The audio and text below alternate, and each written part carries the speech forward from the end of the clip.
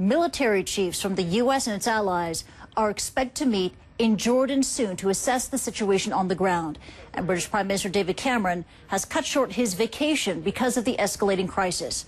For more, Mathew Chance joins me now live from London. And Mathew, how much international momentum is building for a tough military response? Well, Christy, there's certainly a lot of momentum building for some kind of action to take place after what many countries believe was a chemical attack perpetrated by the government of Bashar al-Assad. Indeed, the White House has said as much.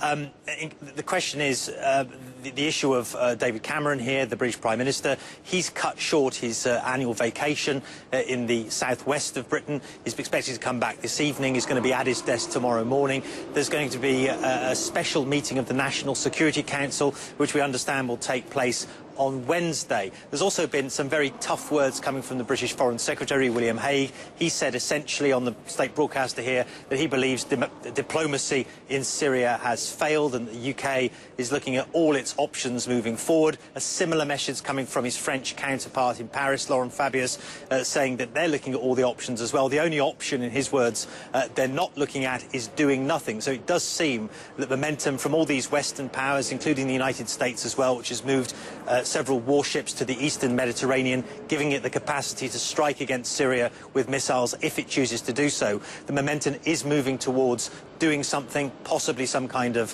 military action, but that will be decided in the days ahead, Christy. William Hague says that diplomacy has failed, patience is clearly wearing thin, but what can the UK and its allies do to actually change the desperate situation on the ground in Syria?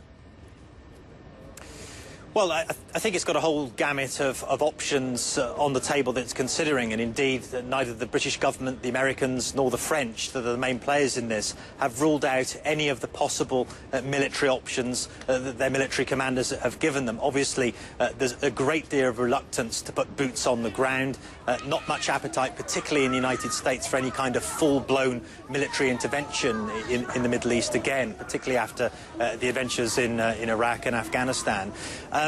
But as I say, the United States has moved its ships to the eastern Mediterranean. That does give it a possibility of carrying out cruise missile strikes if it chooses to do so. It hasn't done so at this point.